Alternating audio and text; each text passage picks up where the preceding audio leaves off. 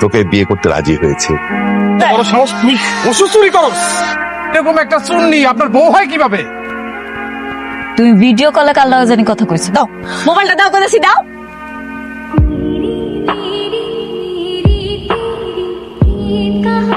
তাড়াতাড়ি আসো, তুমি মোবাইলটা বন্ধ করে দিলা। তোমার নিজের আব্বা হইলে আমার একটা কাজ করতে পারতা। আজকে আমার বাপ তো এই লিগে এমন অবহেলা করতেছো।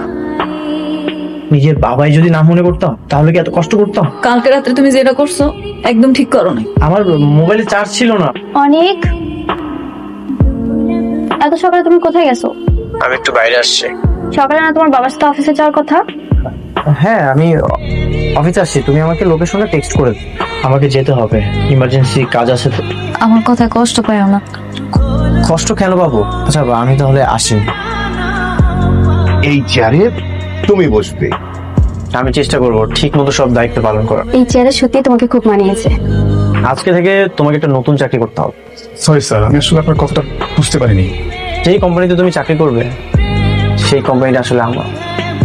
কিন্তু আমার বন্ধু রাতুল আমার সাথে বেইমানি করে আমার কোম্পানিটা নিয়ে নিয়েছে। কিন্তু উনি কি পারবে? অবশ্যই পারবে। তোমাকে শুধু ছোট্ট কাজ করতে হবে। রাতুলের যত ইনফরমেশন সব আমাকে এনে দিবে। কখন কোথায় যাবে, কি খাবে, কি কি করতেছে, এভরিথিং। কি সাব্বির, পারবে তো? জি স্যার, পারবো। 4,840 টাকা। আমার কাছে এই মুহূর্তে 2000 টাকাই আছে। 2,000 টাকা আছে? আচ্ছা, তাহলে কাজ করি, 2,000 টাকা যে পরিমাণ ওষুধ হয় ওইটাই দিয়ে দিতেছে। আব্বার অপারেশন হয়েছে তো, ডাক্তারে কইছে বাসায় নিয়ে সবগুলো ওষুধ খাওয়াইতে। যদি না খাওয়াই তাহলে নাকি আব্বা আরো অসুস্থ হয়ে যাইব। টাকা না থাকলে ওষুধ কিভাবে নিবে? আমার ওষুধগুলো একটু বাকি দেন। আমি আপনার কথা দিলাম, আমার জামাই বেতন পাইলে প্রথম এসে আপনার টাকাগুলো দেওয়া যাবে। আপনার এখানে বাকি দেওয়ার নিয়ম নাই, আপনি একটু অন্য জায়গায় গিয়ে ট্রাই। ভাই, আপনার কাস্টমার তো পালাইলো।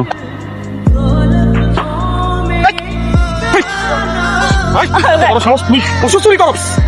আমি আপনার এত করে কইলাম আমার আব্বা অসুস্থ, অপারেশন হয়েছে, ওষুধগুলো আমার লাগবে। আপনি বাকির খাতে লিখে রাখেন, আমার জামাই বেতনটা পাইলে আপনারা দিয়া যাইবো। আপনি আমার কোনো কথা শুনলেন না। আমি কি আমার আব্বারে মাইরা ফেলাবো? আমার তো ওষুধগুলো লাগবে ভাই, আমার ওষুধ দিয়া যাবেন ভাই, দিয়া যাবেন। এই চুরি করস?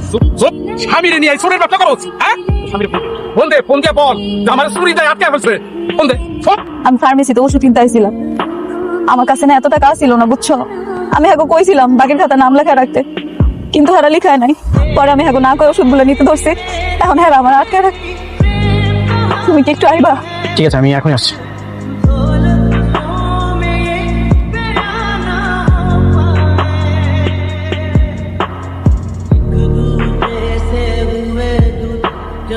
মেঘলা, তুমি ঠিক আছো? আপনার মাথা কি ঠিক আছে? এরকম একটা চুন্নি আপনার বউ হয় কিভাবে? সরি স্যার, ভুল হয়ে গেছে স্যার। এই ওষুধের দাম কত? 4,840 টাকা স্যার। এখানে 10,000 টাকা আছে, পুরোটাই আপনার। ওকে সরি বলেন। ম্যাডাম, আমি আন্তরিকভাবে দুঃখিত। সরি, আমি আপনাকে চিনতে পারি নাই। আপনি আমার মাফ করে দেন ম্যাডাম, আমি ভুল করে ফেলছি। নেক্সট টাইম যেন এমনটা না হয়। তোমার টাকা পয়সা দরকার ছিল, তুমি আমাকে বলতো, আমি তোমাকে দিয়ে দিতাম। তোমার উপর কত চাপ হয়ে যাইতেছে। এমনি আব্বার অপারেশনে কতগুলো টাকা লাগছে, এর মধ্যে আবার তোমার নতুন নতুন চাকরি হয়েছে, এতগুলো টাকা তুমি কেমনে ম্যানেজ করবা? এর লিগে আমি ভাবছি এই টাকাটা দিয়ে আমি ওষুধ কিনি। মেঘলা, আমি তো জানি বাবার ওষুধ লাগবে, আমি তো সন্ধ্যার দিকে নিয়ে আসতাম। কেন যেগুলো করতে গেছো? সবই ঠিক আছে, কিন্তু তোমার হঠাৎ এত পরিবর্তন, এতগুলো বডিগার্ড, পিস্তল, নতুন গাড়ি, আমি তো কোনো কিছু বুঝতেছি না। কি হইতাছে কত? বাবার তো ওষুধ খাওয়ার সময় হয়ে গেছে। এটা ধরো, আমার একটু অফিসে কাজ আছে তো, অফিসে যেতে হবে।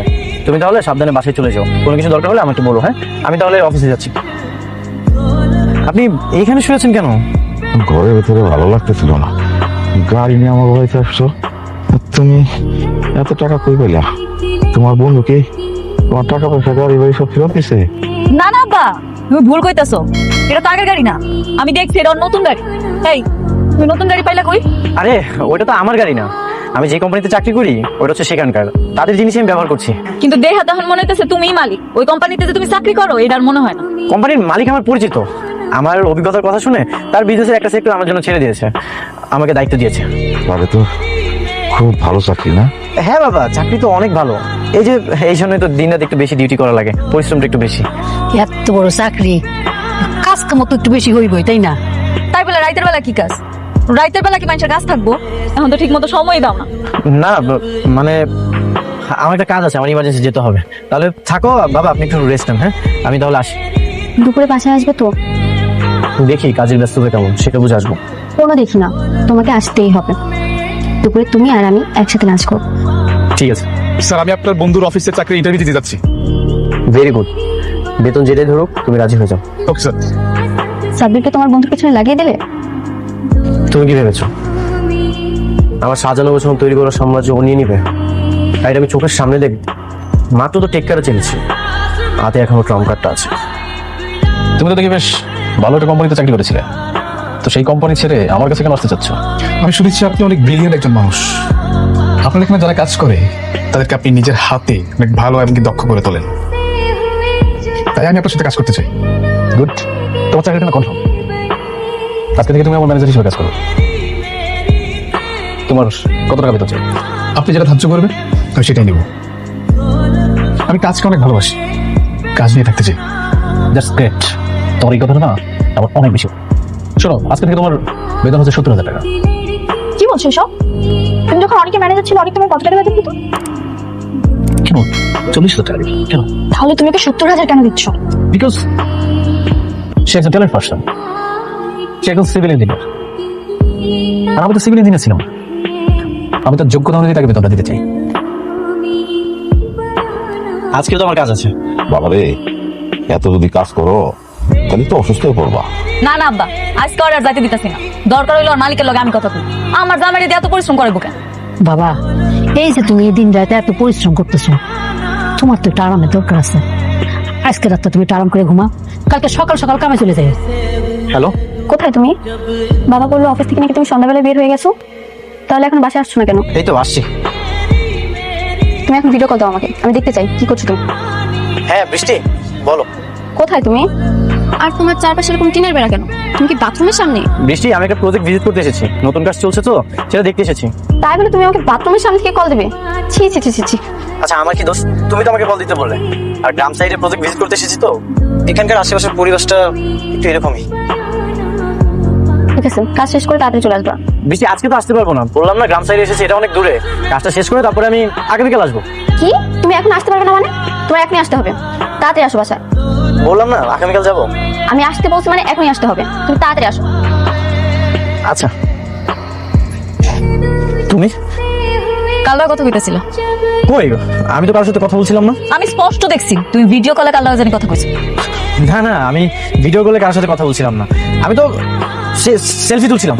সেলফি তুলতেছিলা? তুমি সেলফি তুলছো না ভিডিও কলে কথা কইছো আমি কিন্তু দেখছি। ও, বসের সাথে কথা বলা শেষ করে সেলফি ক্যামেরা আমাকে দেখছিলাম। তোমার এমন চাকরি আমার পছন্দ হইতেছে না। তুমি আজকে আমার লগে থাকবা। দাও মোবাইলটা, দাও বলেছি দাও।